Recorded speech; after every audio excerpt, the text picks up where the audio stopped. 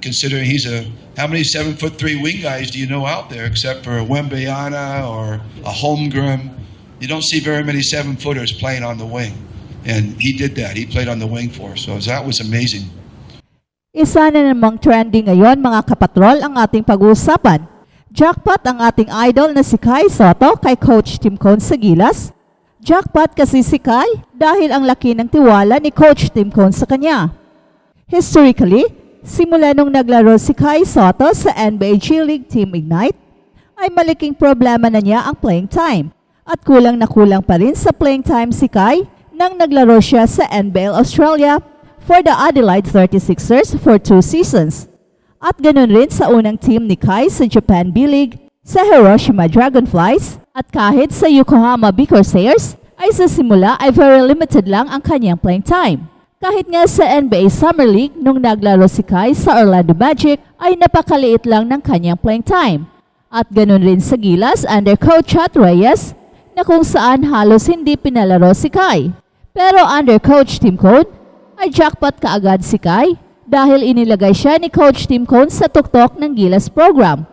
Nakikita kasi ni Coach Tim Cone na si Kai ang biggest advantage ng Gilas at nakikita na ni Coach Tim na si Kai ang magiging main man ng Gilas. And against Latvia ay naglaro si Kai ng 32 minutes and I think this is the first time na nabigyan si Kai ng ganito kahabang playing time. Excited na si Coach Tim Cone sa next window dahil alam niya na magbabalik na si AJ Edu to form a triple tower. Pwede kasi itong gawin sa Gilas dahil tested na kaya ni Kai na maglaro bilang wingman dahil ito ang pinagawa ni Coach Tim Cone kay Kai sa Olympic qualifying tournament. Junmar Fajardo at center, kaya pagbalik na AJ Edu ay pwedeng power forward si AJ to form a deadly triple tower na siguradong magpapahirap sa ating mga neighboring countries dito sa Asia kasama ang New Zealand at Australia. Jackpot si Kai dahil sa napakalaking tiwala na binigay ni Coach Tim Cone sa kanya.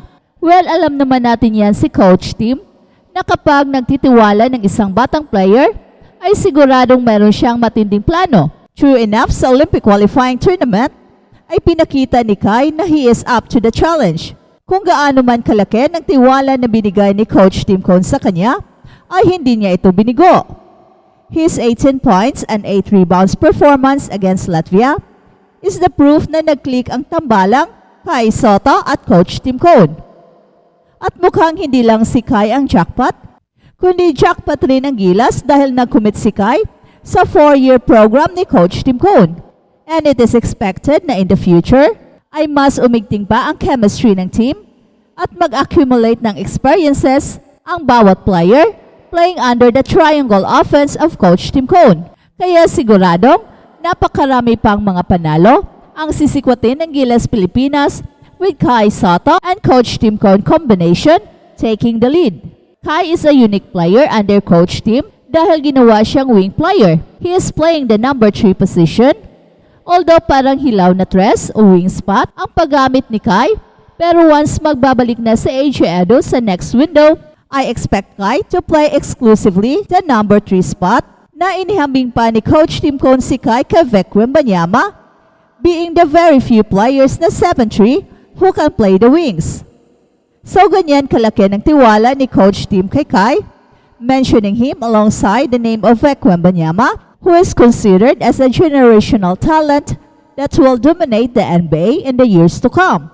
Kulang na lang sabihin ni Coach Tim Cone na ang skill set ni Kai ay maihalin tulad sa skills ni Vic Wembanyama. At shout out at Dimos, go go go Kaiju, kaya mo yan, laban lang. Na mali lang talaga na bagsakan siya. Marumi talaga maglaro ang Georgia. Shout out at Juvencio Pumasin, okay na okay ang tatlo na yan. Lalong lalakas ang Gilas sa ilalim. Go go Gilas, we support always. Shout out at Alexander Pineda. Fajardo is okay, pero nakita nyo naman siguro na sobrang mabagal ng lateral movement. Kai and Edo is very good tandem kung palagi sanang healthy. Habang si Thurder Ravenna, nagpapawis kasama si Klay Thompson. Nakitang kalaro ni Thurder Ravenna si NBA star Klay Thompson sa isang open run sa United States. Pinakita ng dating Ateneo de Manila Blue Eagle sa kanyang Instagram ang picture na nag-uusap sa Ravenna at Thompson pagkatapos ng training session. Kasalukuyang free agent si Third Ravenna pagkatapos hindi mag-resign sa San Enu Phoenix ng Japan B-League Division 1 kung saan naglaro siya bilang Asian Kota player nung nakaraang season. At may mga usap-usapan na tinitingnan pa ni Ravenna ang ibang pagkakataon overseas bago mamili ng kupunan. Nag-average si 30 ng 12.4 points, 4.9 rebounds, 2.8 assists para sa New Phoenix noong nakaraang kampanya. At balitang NBA naman, Zach LaVine tatambay pa rin sa Chicago Bulls. Mukhang kumambyo na ang Bulls, hindi na muna papaalisin sa koponan si Zach LaVine. Matagal nang nababanggit ang pangalan ni LaVine na nilalawit sa trade. Pero dati ay sinasabing masyadong malaki ang asking price. At kalaunan, bumaba ang kanyang trade value pero wala pa rin kumagat nito. Mukhang kumambyo na ang Bulls, hindi na muna papaalisin si Zach LaVine. Ngayon ay isasama na ang guard sa rebuild ng koponan. We expect Zach being fully healthy and he is healthy. I think he can help this group next year. Yan ang sabi ng Bulls Executive Vice President na si Arturas Karnisovas. Naunang pinakawalan si DeMar DeRozan papuntang Sacramento Kings via sign and trade. At naka 25 games lang sa LaVine nitong 2023-24 season, pinigil ng foot injury na kinakailangan pang operahan. Sa poll ng mapunta sa Chicago noong 2017, nag-average si LaVine ng 24.2 points, 4.7 rebounds, and 2.2 assists. At nitong nakaraang season, ay mainam pa rin ang kanyang stat line na 19-5-3 sa 34 minutes playing time. Pero nilinaw ni Karnisovas na hindi pa inaalis sa trade market si LaVine. At sina Darius Garland at Donovan Mitchell tuloy ang kampihan. Nanindigan si Darius Garland, wala siyang balak na umalis sa Cleveland Cavaliers. I don't want to be traded. Those are just rumors. Deklarasyon niya kay Chris Fedor ng Cleveland.com habang nasa NBA Summer League sa Las Vegas nitong Lunes.